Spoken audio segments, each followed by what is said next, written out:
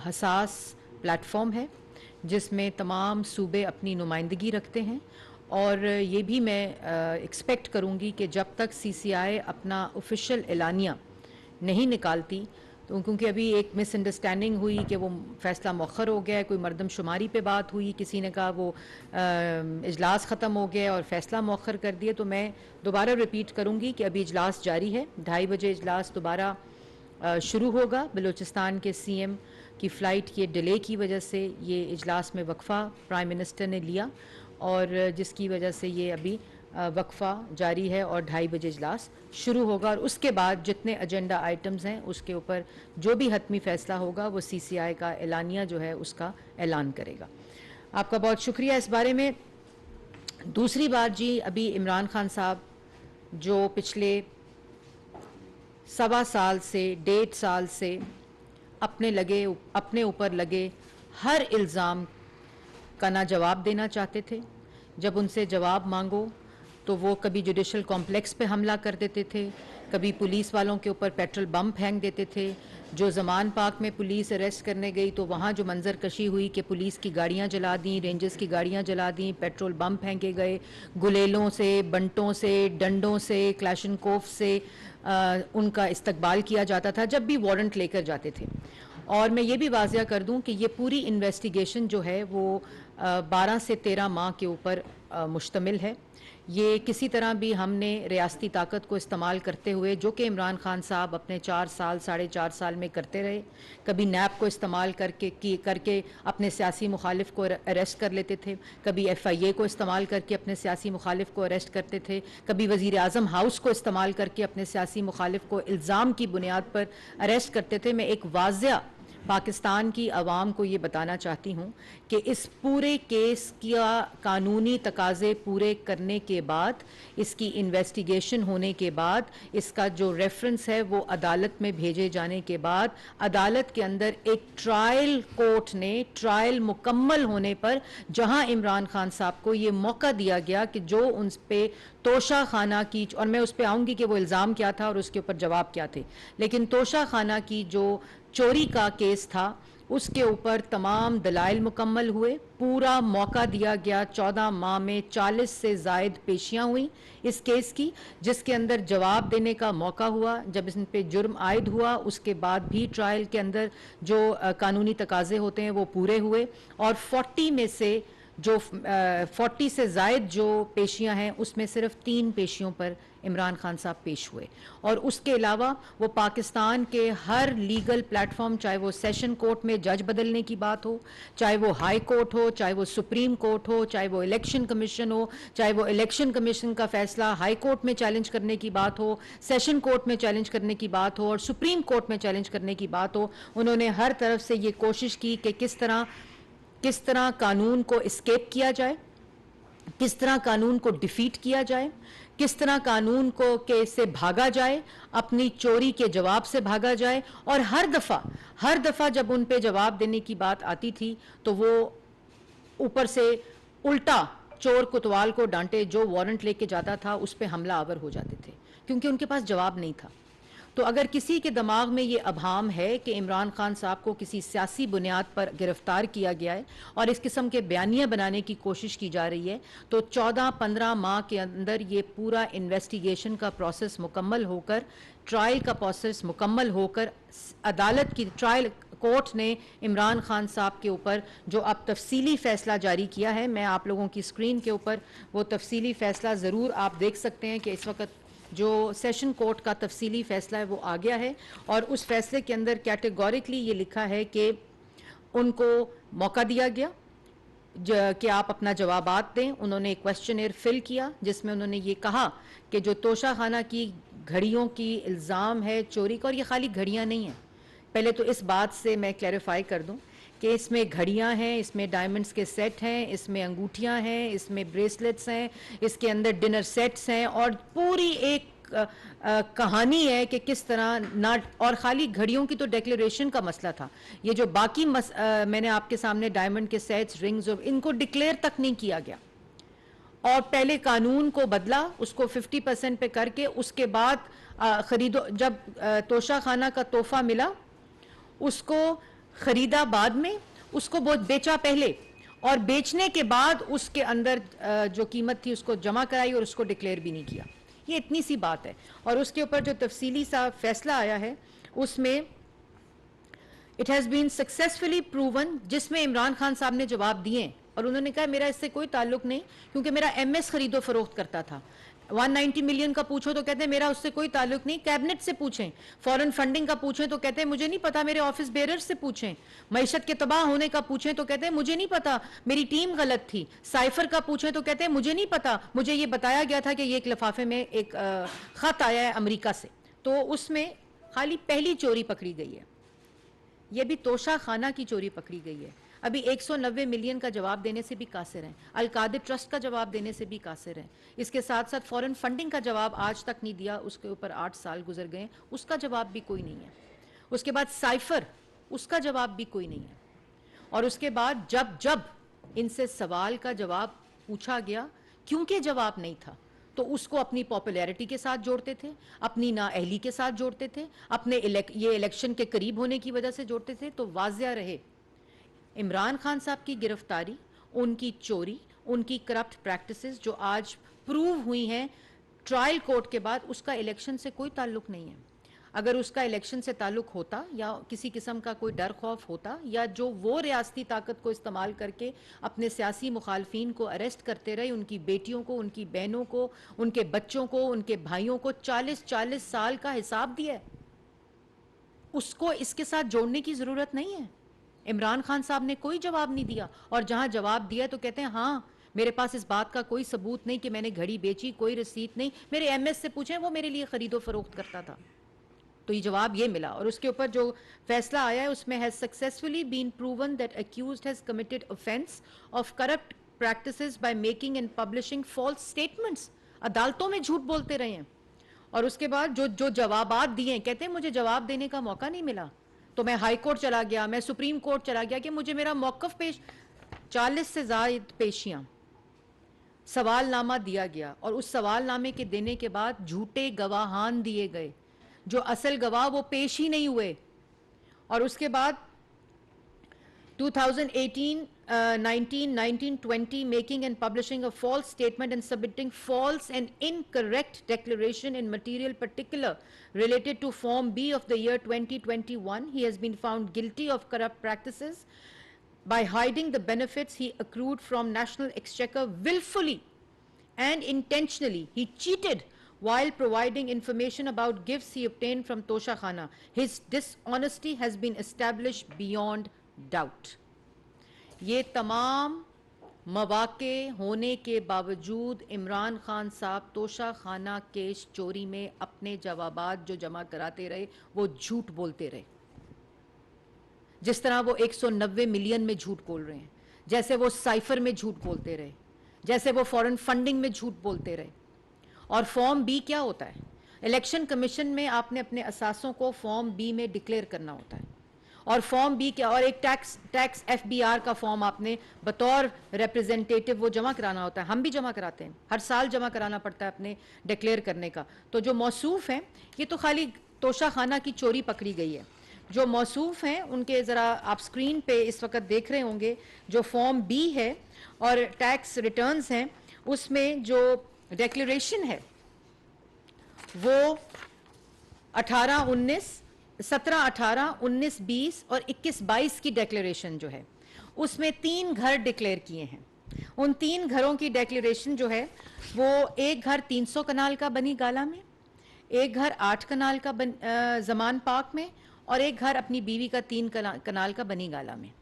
उन 3 घरों के अंदर जो एक 300 कनाल, एक 8 कनाल और एक 3 कनाल है, उसमें 17-18, 18, 19, 20, 21 के गोशवारों में 5 लाख रुपए का फर्नीचर डिक्लेयर किया। और उसके बाद 1 तोला सोना डिक्लेयर नहीं है उस फॉर्म बी और टैक्स रिफॉर्म में। उसके बाद जो असासे हैं जो मैंने आपको बताया, उसके पूरा जो फर्नीचर है वो 5 लाख का, और उसके बाद 1 तोला सोना डिक्लेयर नहीं किया, एक मोटरसाइकिल तक, एक किसी चीज का सवारी का जिक्र ही नहीं 17, 18, 18, 19, 20, 21 में। लोगों के जेबों में तो हाथ थे, लेकिन 3 घरों में जो 300 कनाल, 800 कनाल और 3 कनाल है, उसमें कोई 5 लाख रुपए का फर्नीचर है। और उसके अलावा जो टैक्स रिफॉर्म है, जो मुसलसल याद रहा, एक बात बड़ी ईमानदारी से डिक्लेयर की है, जो 17, 18, 18, 19, 20, 21 बड़ी ईमानदारी से 2 बकरियां, जो बकरियां हैं वो बड़े तसलसल के साथ हर फॉर्म में डिक्लेयर हुई। उस वक़्त ना खाना काबा के अक्स की घड़ी मिली तोहफे में, घड़ियां मिली, डायमंड सेट्स मिले, ब्रेसलेट्स मिली, रिंग्स मिली, हमें भी मिली थी, तोशा खाना में मौजूद है। और घड़ी को खरीदने से पहले तोशा खाना में घड़ी को बेच दिया। बेचने की कोई रसीद नहीं दे सके अदालत में, पूरी इन्वेस्टिगेशन में नहीं दे सके, किसी ट्रायल कोर्ट के ट्रायल में रेफरेंस में सवालनामे में नहीं दे सके, और इल्ज़ाम एमएस के ऊपर लगा दिया। और मैं एक बात बड़ी वाज़िया तौर पे बताना चाहती हूँ कि ये अभी सिर्फ एक चोरी है जिसका आज अवाम को पता चला। आज अवाम को ये पता चला कि 9 मई का वाक़या क्यों हुआ था। एक चोर अपने एहतसाब से भाग रहा था, 12 से 15 माह भागता रहा, कानून के आगे पेश हो तो जुडिशल कॉम्प्लेक्स के ऊपर हमला आवर हो जाता था, पुलिस वारंट इन्वेस्टिगेशन के लेकर जाती थी तो पेट्रोल बम से इस्तकबाल कराती थी, इंसाइटिंग वायलेंस, झूठ, फरेब, झूठी स्टेटमेंट्स, कौमी खजाना से पैसा लूटते रहे, खाते रहे, झूठी स्टेटमेंट्स देते रहे। अभी 190 मिलियन पाउंड की सजा बाकी है, जिसका कहते हैं मेरी काबीना से पूछो। अभी फॉरेन फंडिंग के केस की सजा बाकी है। अभी साइफर, जिससे पूरी मुल्क की खारजा पॉलिसी, नेशनल इंटरेस्ट को स्टेक पर लगा दिया, उसके झूठ की सजा बाकी है। और आज मैं देख रही थी कि बड़ा शोर मच रहा है जी, ये दोहराया जा रहा है कि नवाज शरीफ साहब को जब अरेस्ट किया था, ये वही तारीख दोहराई जा रही है। मैं माजरत के साथ ये कैटेगोरिकली कहना चाहती हूं कि जब वो वजीर आजम थे, जब वजीर आजम 3 दफा के मुंतखब वजीर आजम नवाज शरीफ पर इल्जाम लगा, उनका पैनामा के अंदर नाम नहीं था, किसी किस्म का नाम नहीं था। वो जाते पार्लियामेंट में जाते लिखते कि मेरा पैनामा में नाम ही नहीं है, लेकिन उन पे एक इल्जाम की परसेप्शन इसी शख्स ने जिस पे आज corrupt practices proven beyond doubt हुई हैं, ये इल्जाम लगाता था, जो अपने किसी चीज का जवाब नहीं दे सका। उन पे जब इल्जाम लगा, उन्होंने क्या किया? जो इमरान खान की उनके एहतसाब की दरखास्त थी सुप्रीम कोर्ट को, वो कचरे के डब्बे में गई थी। लेकिन उस वक्त वो वजीर आजम नवाज शरीफ ने क्या किया था? वो सुप्रीम कोर्ट को खत लिखा था कि मेरा एहतसाब करें, मैं मुल्क का वजीर आजम हूं, मुझ पे झूठा इल्जाम लगाया है, मेरा पूरा एहतसाब होना चाहिए।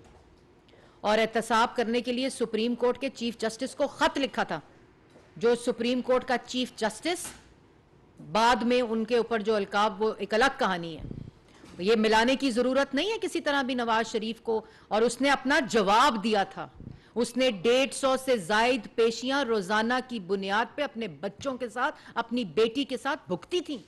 उन्होंने अपने 40 साल मरहूम वालिद का जवाब दिया था। और किस पे निकाला था कि अकामे का वो तनख्वाह जो अपने बेटे से नहीं ली, पाकिस्तान में कानून मौजूद नहीं था कि जो आपने एसेट रिसीवेबल नहीं हुआ उसको डिक्लेयर कैसे करें। तो ब्लैक लॉ डिक्शनरी का सहारा लेकर 3 दफा मुंतखब वजीर आजम को जेल में डाला गया था, बेटी को जेल में डाला गया था, इलेक्शन लड़ने नहीं दिया था, पार्टी की सदारत से हटाया था। तुम्हारे साथ हुआ क्या है? और उन्होंने पूरा अपना जवाब देकर अपनी बेटी का हाथ पकड़कर 150 से ज्यादा पेशियां भुगती थी। उनको आप किधर तारीख दोहरा रही है कि वजीर आजम को गिरफ्तार? भाई चोर को गिरफ्तार किया है। एक चोर आज कानून के कटहरे में जो 15 माह से भाग रहा था, अगर हमने इसको सियासी तौर पर गिरफ्तार करना होता, मैं वाजिया तौर पर बताना चाहती हूं, शहबाज शरीफ साहब के पास वही इख्तियार था जिसको मिस यूज इमरान खान करता रहा। वही इख्तियार था कि नैब को इस्तेमाल करके, FIA को इस्तेमाल करके इमरान खान को पहले दिन गिरफ्तार कर देते अगर सियासी इंतकाम था तो, अगर कोई झूठा केस बनाना होता तो। रियासती ताकत भी वही मौजूद थी। कितने लोगों को तैयबा गुल की तरह वजीर आजम हाउस में शहबाज शरीफ ने गिरफ्तार करके इमरान खान साहब के खिलाफ गवाहियां करवाई। वो राना इब्रार साहब जिन्होंने तोशा खाना के, ये इनके केस का, ये इनके दौर का केस है। ये इल्जाम जो इन पर लगा था, वो राना इब्रार साहब जो जर्नलिस्ट थे, उन्होंने इनके वजीर आजम होते हुए लगाया था।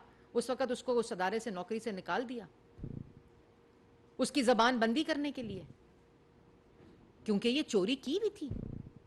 कितने सारा मीडिया उस वक्त नवाज शरीफ साहब के खिलाफ इल्जाम तराशी करता था, हर सियासी मुखालिफ करता था। इमरान खान साहब बड़े एहतसाब के चैंपियन बने हुए थे, लेकिन नवाज शरीफ ने खुद अपने आप को एहतसाब के आगे पेश किया और आज सुर्खरू हुआ है।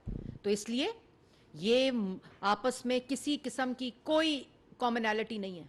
उन्होंने जवाब दिए थे अपने, यहाँ इनसे जवाब मांगो तो रियासती अदारों पर हमला, रियासती जो ऑफिसर्स हैं उनके ऊपर हमला, हसास बिल्डिंग्स के ऊपर हमला, GHQ के ऊपर हमला, एक बयानिया बनाने की कोशिश।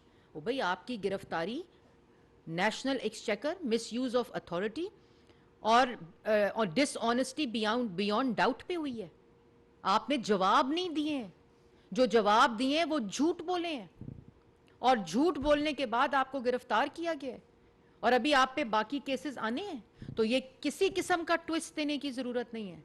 नवाज शरीफ ने अपना एहतसाब पाकिस्तान की हर अदालत से कराया, अपना जवाब दिया, अपने मरूम वालिद का जवाब दिया। ये और इलेक्शन के करीब इमरान खान को गिरफ्तार कर लिया। इलेक्शन क्या, पूरे पाकिस्तान के जो चोर होते हैं उनका भी तो वोट होता है ना, उन्होंने भी तो इलेक्शन में वोट देना होता है। तो क्या पूरे चोरों को इलेक्शन से 3 महीने पहले गिरफ्तारी उनकी बंद हो जाती है कि जो चोर है उनको रिहा कर दिया जाएगा और बाकी चोरों को गिरफ्तार नहीं किया जाएगा? क्या ये ट्रीटमेंट बाकियों के सामने भी होती है? एक चोर गिरफ्तार हुआ है, उसने कौमी खजाने अपने मनसब का मिस यूज ऑफ अथॉरिटी की है, उसने झूठ बोला है, उसने कौमी खजाने से चोरी की है, तोशा खाना से चोरी की है, एसेट्स को डिक्लेयर नहीं किया, अपने बे फॉर्म्स में मिस डिक्लेरेशन की है, इलेक्शन फॉर्म में मिस डिक्लेरेशन की है, टैक्स में मिस डिक्लेरेशन की है। तो इसका इलेक्शन से क्या ताल्लुक है? इससे किसी भी शख्स की पॉपुलैरिटी, वो 3 दफा का मुंतखब वजीर आजम था, उसको अकामे पे अरेस्ट करके गिरफ्तार करके इलेक्शन लड़ने नहीं दिया, उसकी सदारत से हटा दिया, उसका पॉपुलैरिटी से। और फिर RTS को बिठाना पड़ा, क्योंकि उस वक्त पता था आवाम को कि ये झूठे केस बनाए जा रहे हैं। तो इलेक्शन करीब है, वही दोहराई जा रही है, क्यों गलत बयानी करते हैं? किस इमरान खान साहब हैं, वो क्यों ना जवाब दें? उन पे एक केस प्रूव हो गया, जैसे पाकिस्तान के किसी भी शहरी के ऊपर जब चोरी, वो जेल जाता है। और ये मैं बाकी इंसाफ जो उन्होंने देना है उसके तकाजे पूरे करने हैं। ये एक वजीर आजम उस मनसब पर बैठकर, उस कुर्सी पर बैठकर कौमी खजाने को लूटता रहा है, 190 मिलियन का डाका डालता रहा है, तोशा खाना का डाका डालता रहा है, साइफर का जो नेशनल इंटरेस्ट था उसको, फिर 9 मई के वाक़े को फॉरेन फंडेड एजेंट है जो झूठ बोलता है, झूठा बयानिया बनाता है, अपनी चोरी को छुपाने के लिए फसाद बर्पा करता है, साजिश करता है, डिफ्लेक्ट करता है, कानून को डिफीट करने की कोशिश करता है, एस्केप करने की कोशिश करता है। आप उसका मुआवजा कर रहे हैं, वो शख्स जिसने अपने आप को एहतसाब के आगे पेश किया, और आप उसको कहते हैं कि ये बहुत वो है, वो तो इलेक्शन के खिलाफ, जो गवर्नमेंट है वो इंतकाम ले रही है, और तारीख अपने आप को, कौन सी तारीख अपने आप को दोहरा रही है? ये बिल्कुल नाजायज बात है, और इसको हुकूमत ने गिरफ्तार नहीं किया। इमरान खान को ट्रायल कोर्ट ने, ट्रायल के मुकम्मल होने के बाद, उनके जवाबात सुनने के बाद, झूठे गवाहान को सुनने के बाद, पूरे ड्यू प्रोसेस को कंप्लीट होने के बाद, सेशन कोर्ट ने, ट्रायल कोर्ट ने उनको सजा सुनाई है। ये बिल्कुल मसख मत करें इन हकाइक को। और ये गवर्नमेंट ने अरेस्ट नहीं किया। ये गवर्नमेंट ने अगर सियासी बुनियादों पे ये अरेस्ट करने होते तो अप्रैल 2022 में अरेस्ट करते। नैब का कानून भी मौजूद था, FIA का अदारा भी मौजूद था, वजीर आजम के पास रियासती ताकत भी मौजूद थी, लेकिन हमारा मकसद ये नहीं था। हमारा मकसद जो ये 4 साल मुल्क को तबाह करके गए हैं, मुल्क की मईशत को तबाह करके गए हैं, खारजा पॉलिसी को तबाह करके गए हैं, मुल्क के साथ खिलवाड़, घनौना खिलवाड़ करके गए हैं, हमारी प्रायोरिटी वो थी। लेकिन जिसने मुल्क के खजाने से कोई एक दमड़ी भी चोरी की है, एक पैसा भी चोरी किया, उसको कानून में के कटहरे में लाना, पूरे इन्वेस्टिगेशन होकर, एविडेंस देकर, इसके रेफरेंस को हमने कोर्ट में भेजा था। तो ये मुकम्मल हुआ है वो, और इस पे किसी किस्म का कोई अभाम नहीं होना चाहिए, और ये किसी किस्म की इसका मुआवजा नहीं होना चाहिए। हर वजीर आजम ने अपना हिसाब और अपना पूरा एहतसाब कराया है। अभी जो इस्लामाबाद हाई कोर्ट का मेरिट पे फैसला है कि जिस इल्ज़ाम में मरियम नवाज को अंदर किया गया और नवाज शरीफ को, वो ना अबेटमेंट का केस बनता है ना किसी किस्म का वो फैमिली ट्रस्ट, उसके ऊपर कोर्ट का फैसला है हाई कोर्ट का। हम तो हर अदालतों में 3-3, 4-4 साल जवाब देते रहे हैं, 2-2 दफ़ा, 3-3 दफ़ा गिरफ्तारियां देते रहे हैं। उस वक्त चीफ मिनिस्टर पंजाब शहबाज शरीफ आशियाना बुला के साफ पानी में अरेस्ट करते थे, क्योंकि ना आशियाना में केस बनता था ना साफ पानी में केस बनता था। उनको पकड़ लिया और उसके बाद उनकी पूरी इन्वेस्टिगेशन हुई, उन्होंने जवाब दिए, कोर्ट्स ने फैसले दिए। यहां की कोर्ट्स जब अपने फैसले प्रूव ना कर सके, एनसीए पहुंच गए, उनकी बेटियों के ऊपर केस बना दिए, उनके बेटों